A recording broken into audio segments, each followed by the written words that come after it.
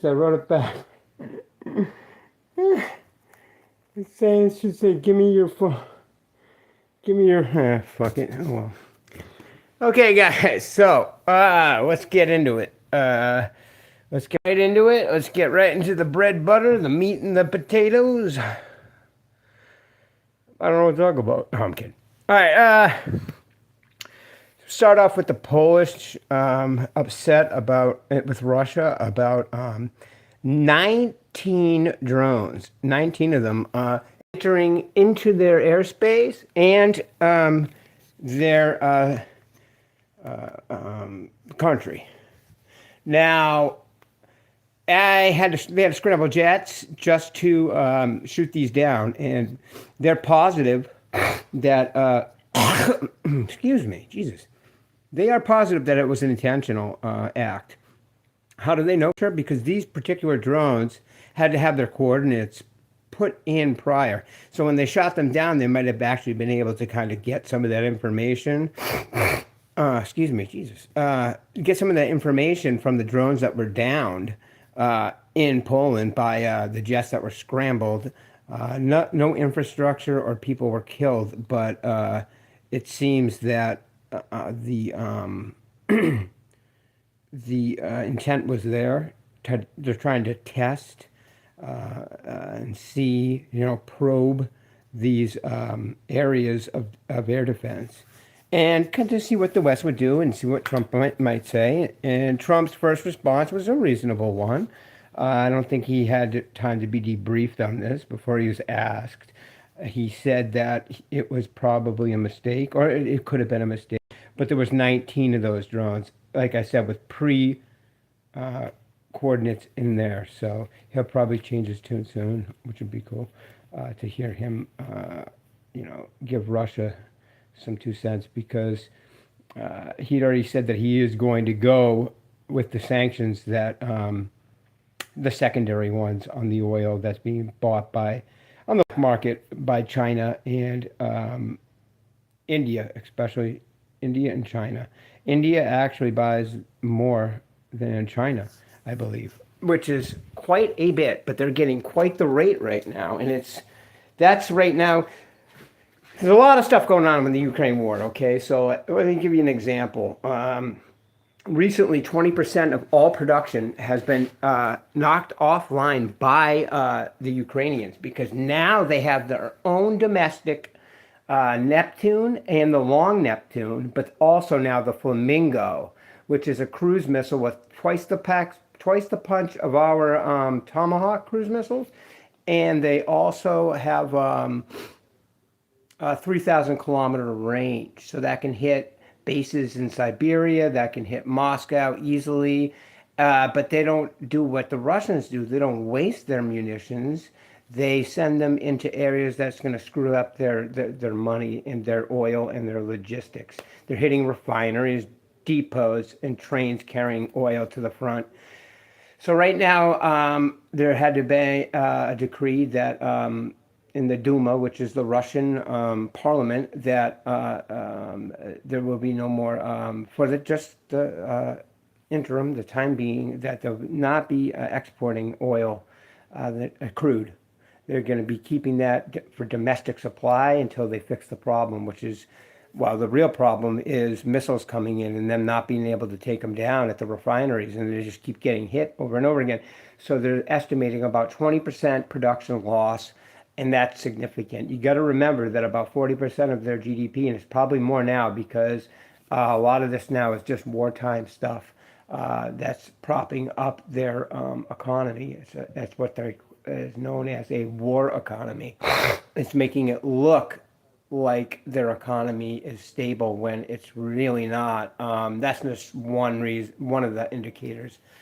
There's a million of them out there that I've gone through, I believe, yesterday, and some videos prior.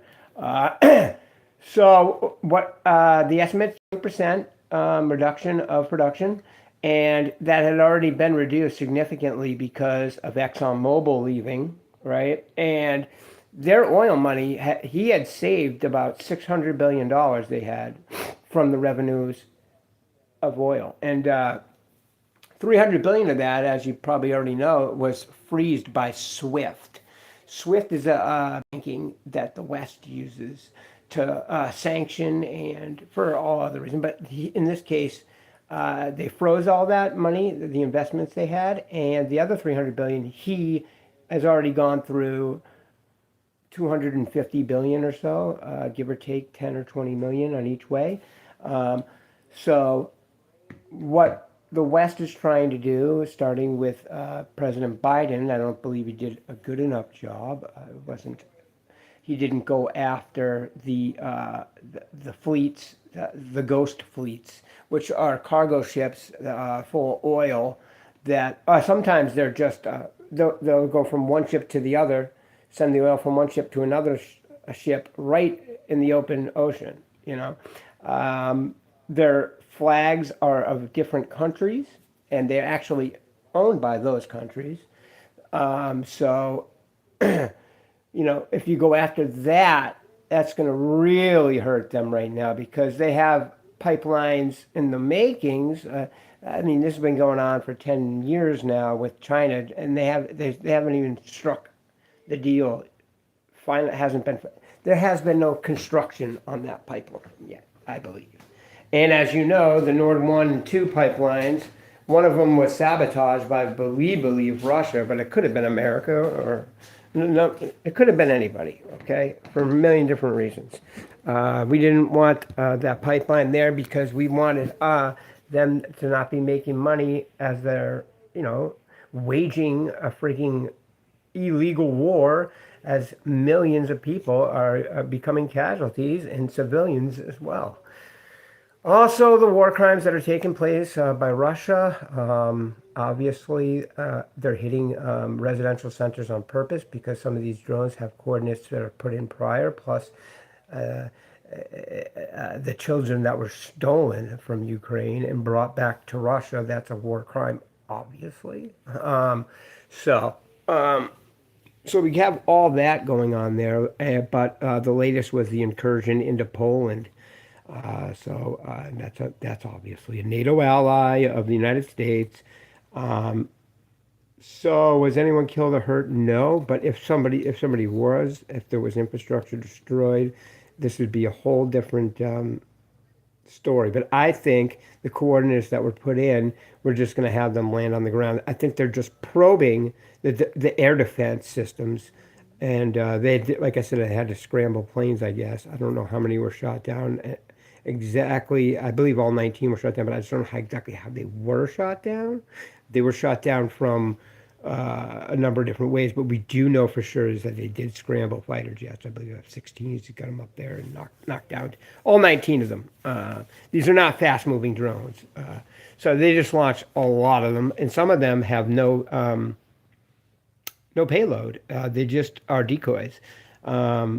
So you launch the decoys first, and then you launch your ballistic missiles last, I believe.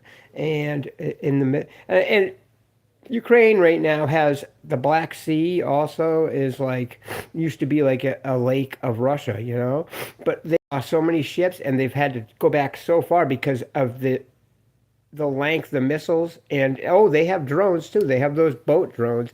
A boat drone took down one of their what was it, destroyers, or it was a significant ship at one point. My opinion is they're going to hit the Kerch Bridge with several waves soon, because every time they've hit the Kerch Bridge, it's been quickly fixed, or it's been a failure, or it's been, mildly. Remember when that truck bomb went? That was a whole big truck bomb. It was almost like the Timothy McVeigh U-Haul truck size going over the Kerch Bridge.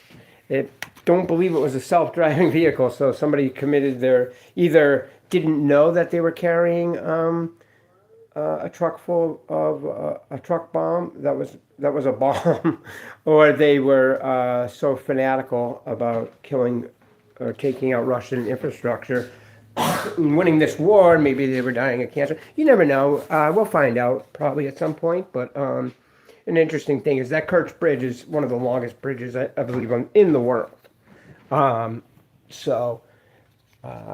How I know that is because I was watching a documentary about why isn't there a bridge from like Spain or Italy, excuse me, into North Africa? It's only like 13, 14 miles. Well, and they can't even do a tunnel because it's because of the geology there. So, and the geology, they're kind of it doesn't allow the making of that bridge there. It wouldn't work, I believe, because the trade would be so much better, and there would be better. People wouldn't be dying trying to, you know, boat across so much. Maybe they would just drive and try to seek asylum that way.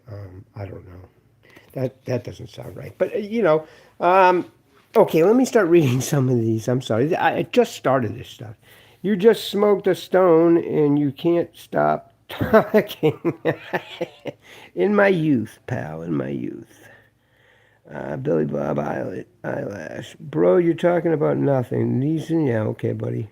Talking about nothing exactly. Okay, I just pre-dimensions. Let's go back up to the top. Yeah, baby, I like Alex. He's firing Israel flags with the United States. Blake, FBI monitored this individual based on his rant in the live stream. Okay, pal. I believe this may pose a threat, and there's a possibility he could be another copycat killer. And who is he talking about? He talking about me? Come on, guy. So many goddamn trolls. Rest in peace, Charlie Kirk. Yeah. He was a lover of Israel, a lover of religion, a lover of his family, a lover of discourse, of trying to bring politics to the youth, tried to show the other side to the to places where it was predominantly just left leaning, and that would be the colleges of the United States. We are, and the young. So he was trying to change the minds, and he was doing it through you know, talking, debating, civil discourse. And this man was shot doing what he loved, helping this country. And there you go, a bullet in his neck. Unbelievable, man. So sad. I mean, a lot of free dinosaurs. Oh, shit. Exactly, right? Pre-drag. Is you? Is he speaking English? Read the chat. Toothless. Okay, clown. I got them knocked out in an accident, so that's up on top. We'll get that fixed. Let's see. I'm from India. Hey, man. Mumbai? Are you from Mumbai, Kumar? Are you from Bombay? Are you from the south or the north? The populous country. The biggest democracy in the world, was colonized by England, has a very rich, long history. In fact, Alexander the Great, I think, got kind of stuck from the armies of the Indian. The Indian army stopped him, I believe, and that's where he ended up getting sick and dying, and then they ended up going back. So that was the end of his conquering of land. He did quite a good job. In fact, my twin brother, Alexander the Great, was who he was named after. And that's why I call myself Matthew the Great as a joke, because I have a twin. We are fraternal twins, and anyway, interesting. All right, hello, I'm from India. Hello, man. I'm from United States. Bro, you talking about nothing. Yeah, sure am I. Sure I am, pal. Sure I am. Are you Judich? You mean Jewish, bro? Yeah, I'm Jewish. My mom was Catholic. She converted for my father before I was born. And then my dad was 100% Ashkenazi Jewish. He's like 99 point whatever percent Ashkenazi Jewish, which is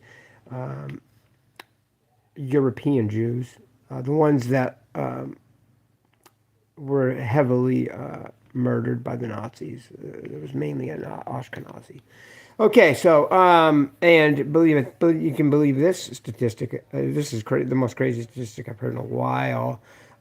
There's only 15 million Jews on the planet, right? Um, and we just got back to where our population was before the Holocaust. Because we lost over half of the Jewish population during the Holocaust. 6 million Jews died during that 5 year period. And from, well, 39 to, they didn't start to really start killing them until about like 3 years in, 2 or 3 years in. The final solution was enacted. So let me just see who's talking here. Welcome to the live chat. Okay. So, anyway, you guys interested in science breakthroughs and stuff like that, or are you more just geopolitical? Let me know because oh, okay, I see. I good. You see the through. That's okay. You see the truth. That's okay. Yeah. Why am nobly accept? I think why don't trust Hindus? You are okay. I trust Hindus. I love Hindus. What are you talking about? Yeah, yeah. I love India. Oh, nicest people, very intelligent.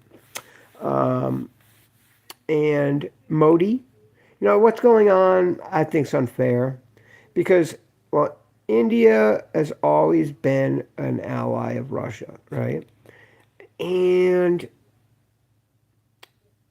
I don't think it's fair to just have them stop buying that oil because, you know, someone else will buy it probably anyway, right? From somewhere. Maybe not, actually. But the tariff's too high. The tariff's too high. And, you know, they have some of the highest tariffs in the world. And a good example was the Harley Davidson. We had to build, Harley Davidson had to build a company there so they wouldn't be tariffed. And now that's what Trump keeps saying. Hey, if you invest in America, you're not going to get heavily tariffed. Okay? We want more investment in this country. And it's a safe country to invest in, obviously. People invest in our bonds, you know. And here's another good stat. People will try to tell you that China owns all our debt and this, that, and the other, but they do not.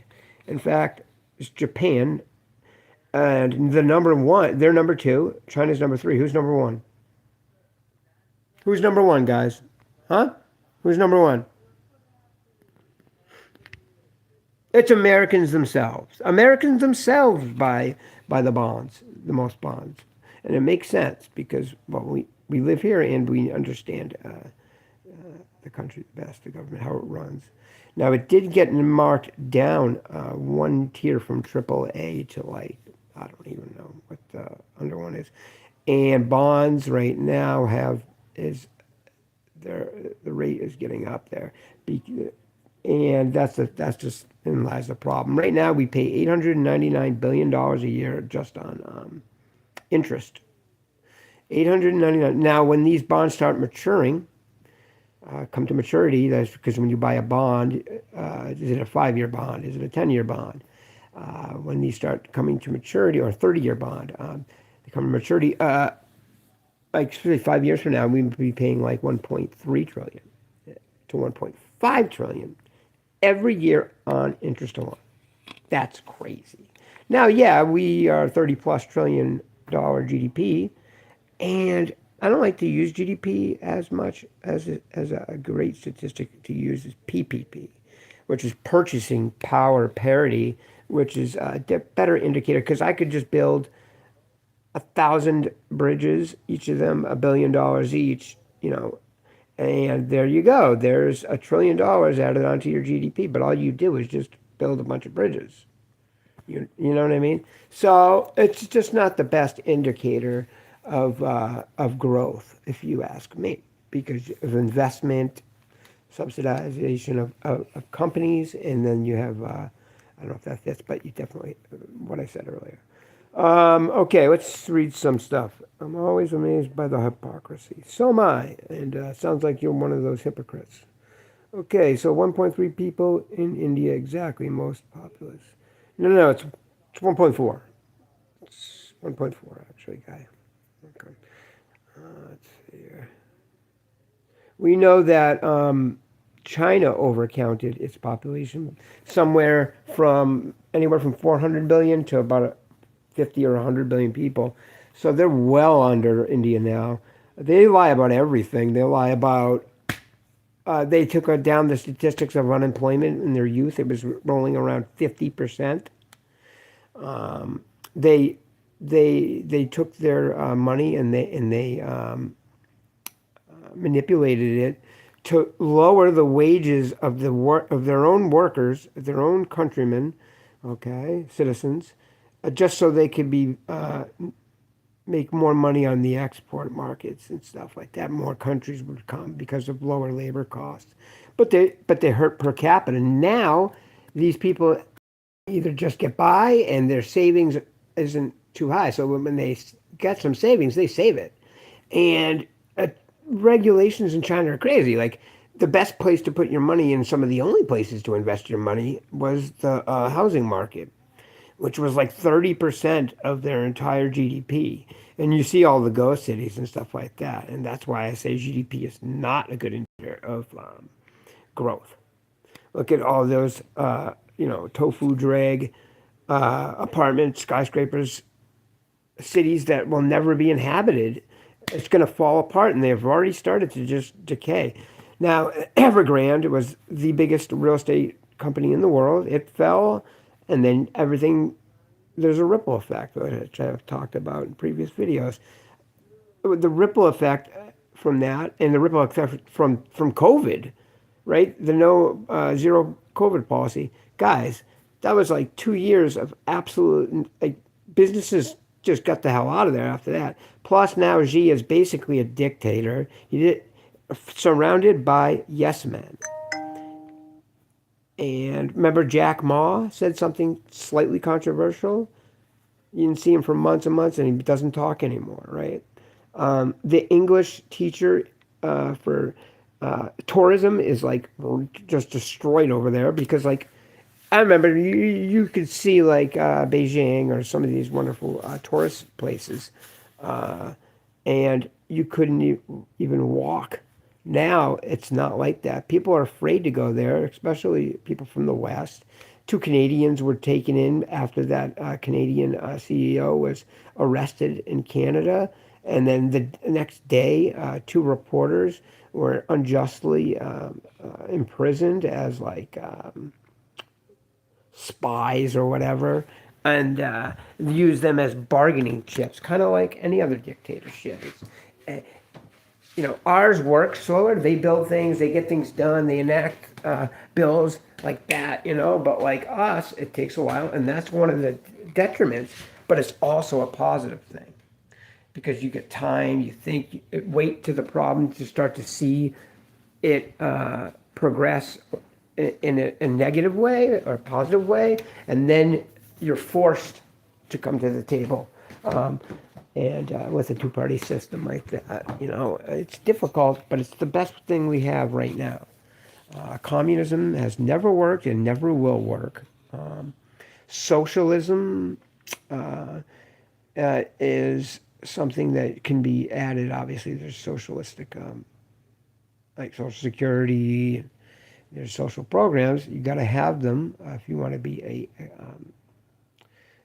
caring country. You want to be somebody, or you want to be a place where people want to live and die and retire. That's what I have a problem with immigrants coming here, illegal ones especially.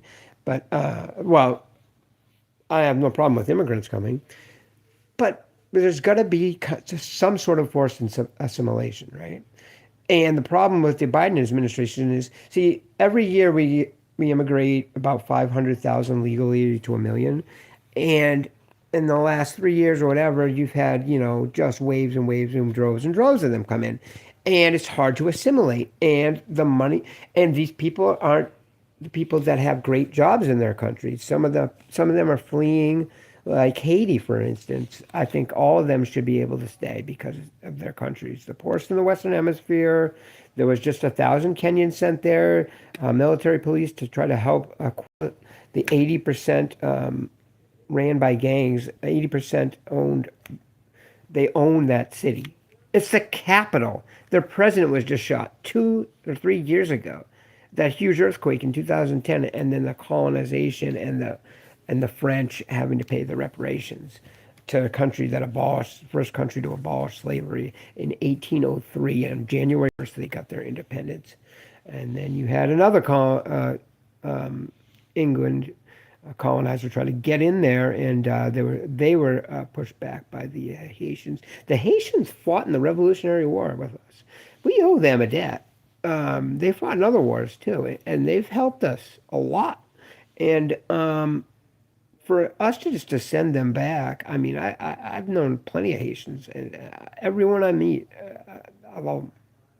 You know, they got that guy Barbecue that just let out all the prisoners, even including the ones that killed the president. They took over the airport, so the actual president, sitting president, couldn't even return. They were taking the goods. All goods were stopped coming in. I mean, it's crazy. You get kidnapped. You had the two missionaries shot a few years ago. I don't know if you guys remember that. Just trying to help out. I think they were caught between two gangs of gunfire. It's a very sad. That was a very sad situation. All you see is left extremist ideologues now that are committing all the murders, assassinations, political killings, domestic terrorism is what I'm trying to say. And it's been the murder of the lawmaker from Minnesota and her husband. How about the car bomb at the fertility clinic? You can go with the Charlie Kirk assassination, the two assassination attempts on President Trump. You've had the Pelosi, the guy that went there to kill her. She wasn't home, but her husband was. The cops came, and as he was getting hit in the fucking freaking head. Hello, Moto.